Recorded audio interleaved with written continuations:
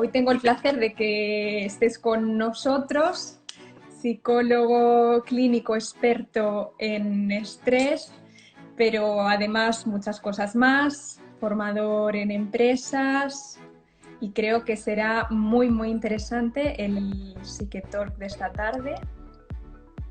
Sí, la verdad que todas esas cosas, ¿no? Ahora últimamente todo desde el online, tanto estamos haciendo sobre todo últimamente formación en empresas para que los trabajadores reduzcan los niveles de ansiedad y puedan buscar un balance entre equilibrio familiar y esto que le llaman teletrabajo, que no es teletrabajo, que es llevarlo a casa, ¿no? Y ayudar un poco a ver las cosas desde una perspectiva un poquito más sostenible y ecológica, Bea. Me encanta esa palabra, ¿no? Hacerlo ecológico, porque efectivamente yo también estoy teletrabajando, pero esto no es teletrabajo. No lo es porque, claro, estamos confinados, no es lo mismo en tu rutina habitual incorporar el teletrabajo sin las distracciones. Sabemos que pues, cada persona tiene situaciones muy diversas, los niños, etcétera. Pero tengo que decir que si algo nos ha enseñado el coronavirus es que podemos trabajar siendo al 100% de productivos o más incluso. Ya no tenemos que hacer formación en herramientas porque con el Learning by Doing todos, desde los millennials, generación X, baby boomers, etcétera, todos lo hacemos sin ningún tipo de problema.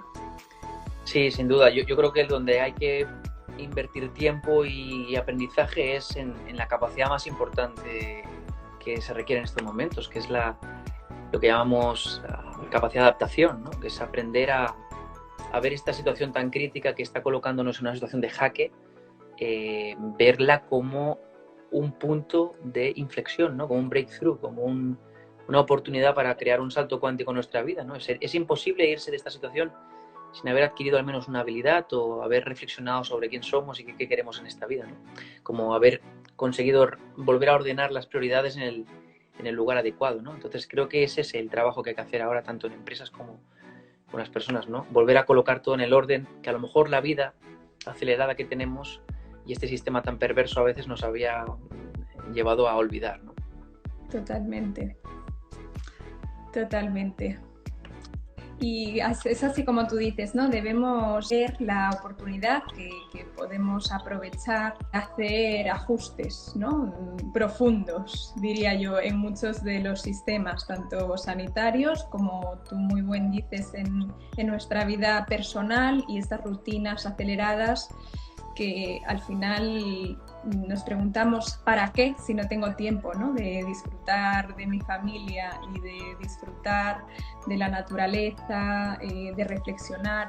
Yo me he dado cuenta que muchas personas han aprovechado el confinamiento para hablarse, es decir, hablar con uno mismo, que vamos con estos horarios y estas rutinas frenéticas y no tenemos tiempo, y es importantísimo porque aquí definimos quién queremos ser, ¿no? Y para qué, cuál es nuestra misión en la vida, y creo que es una oportunidad que no porque ahora podamos salir y poco a poco vayamos a la nueva normalidad tengamos que dejar de lado, sino cogerlo, incorporarlo y seguir reflexionando sobre nosotros mismos, qué queremos, que nuestras prioridades sigan ahí bien delimitadas y sobre todo pues invertir tiempo, ¿no? En lo que realmente queremos.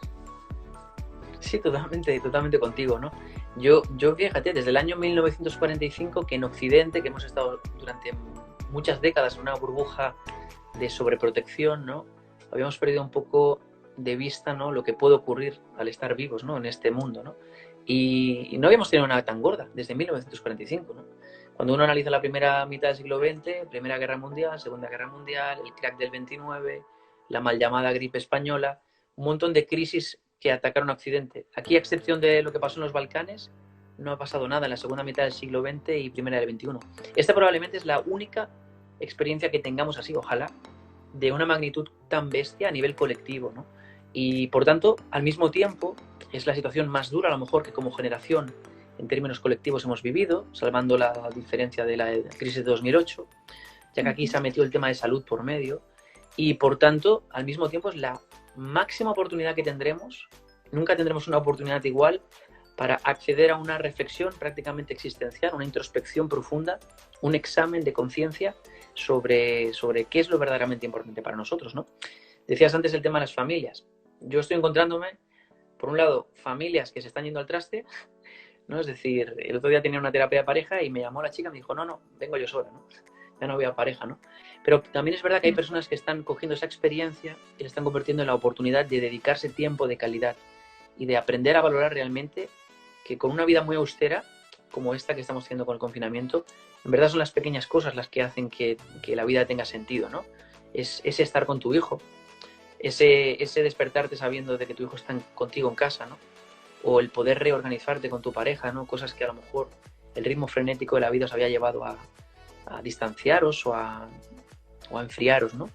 Por tanto, es proporcional el nivel de riesgo de la situación con el nivel de oportunidad que se abre también para invertir tiempo de calidad en las cosas que verdaderamente son importantes. Totalmente de acuerdo. Y el título de este live es la gestión del miedo post-COVID. La verdad es que en este confinamiento es normal que hayamos sentido miedo, en ocasiones ira, frustración, ansiedad, estrés. Y esto me parece algo importante, el legitimizar que estas emociones son completamente válidas y normales. Es normal que digamos así.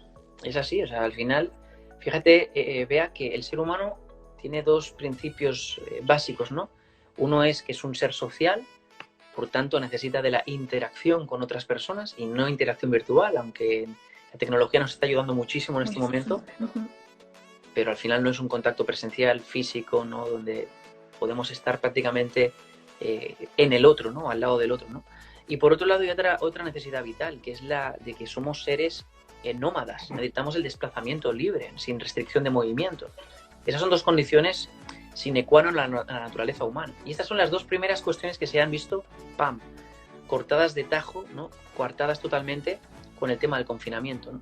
Entonces, ¿cómo no va a haber síntomas? ¿Cómo no van a surgir emociones con una intensidad o incomodidad mayor de lo normal, ¿no? Entonces, al final hay que entender un patrón básico en psicología, ¿no? Y es que si yo resisto a la emoción que tengo, si yo lucho contra o intento rehuir de la emoción que estoy experimentando, lo único que va a ocurrir es que se va a incrementar. Lo que hace que una emoción, llamémosle miedo, llamémosle ansiedad o incertidumbre, se cronifique y se vuelva violenta contra nosotros mismos, es precisamente cómo yo reacciono ante esa emoción. ¿Por qué ocurre esto? Pues porque la emoción al final no deja de ser un paquete de información que surge de la mente inconsciente con el objetivo de llegar aquí dentro, a nuestro plano consciente, para que hagamos algún cambio que pueda hacernos sentir mejor, ¿no? En este caso, a lo mejor, pues confinarnos en casa o tomar medidas de precaución, etcétera, ¿no? El problema es que cuando yo decido bloquear esa emoción no puede acceder a su objetivo, que es llegar al plano consciente, y por tanto cada vez llama a la puerta con más fuerza. Entonces, lejos de llegar y disiparse, llega para quedarse. No porque yo tenga una mano negra sobre mi vida, sino porque mi manera de reaccionar está detonando que se cronifica la emoción. Entonces, por supuesto que es bienvenida cualquier emoción. Es más, es que debemos darle la bienvenida, porque si no la cogemos, lo que va a ocurrir es que se va a hospedar como un huésped crónico en nuestra vida, ¿no? Tarde o temprano va a necesitar salir. Totalmente, lo que resiste, persiste. Y me gustaría hablar del miedo. Si te parece, podemos comenzar definiéndolo y así lo aterrizamos un poquito. El miedo es una emoción. Sabéis que no hay emociones buenas o malas. El miedo es una función adaptativa. Nos protege. Entonces, ¿qué hace que se active la emoción de miedo? Un acontecimiento que nosotros interpretamos como una amenaza. Y esto puede ser un acontecimiento real o imaginario, que nosotros pues nos lo imaginemos en la mente. Entonces, con esto quiero decir que el sistema límbico nos avisa de que hay un peligro. Entonces nos está avisando de, hey, tú, hay un peligro, protégete. En este caso, pues nos protegemos, nos salimos, nos ponemos mascarillas, guantes, nos lavamos las manos, etc. Este miedo, esta emoción puede dejar de ser adaptativa y convertirse en disfuncional cuando las acciones que realizamos para, en este caso, protegernos, exceden, ¿no?, de las recomendadas o entran en conflicto con nuestra vida diaria. Se está viendo en las noticias el síndrome de la cabaña, ¿no? No salir. Hay 5 miedos muy importantes y 2 de ellos son el miedo a la enfermedad y 2 el miedo a la muerte. Por eso el miedo a contagiarme, el miedo a contagiar a mis seres queridos, que son colectivos de riesgo. Esto es lo que nos hace que actuemos de esta manera. Buenísimo, lo has explicado súper bien, Bea, ¿eh? Te veo súper puesta, súper bien preparada, me encanta. Genial, sí, totalmente de acuerdo, ¿no? Al final, tú decías, ¿no? El miedo es adaptativo. Hay que entender que la anatomía cerebral es muy antigua, ¿no? La sociedad ha evolucionado muchísimo, ¿no? Pero tenemos la misma estructura anatómica que cuando vivíamos en plena prehistoria. Entonces, ¿qué ocurre? Las cavernas. Claro, pues que era fundamental tener miedo, porque el miedo te permitía crear un superpoder, ¿no?, en el cuerpo, que es el de estar sobre alerta o sobradamente alerta, ¿no? Hay una estructura en el sistema límbico que se llama la amígdala, que es como un granito de arroz que está ahí dentro, casi en el epicentro del cerebro. Y la amígdala es la fábrica del miedo. Segrega una sustancia que se llama vasopresina, que cuando llega a la sangre lo que hace es que experimentamos esas sensaciones a las que comúnmente o consensuadamente les hemos llamado miedo.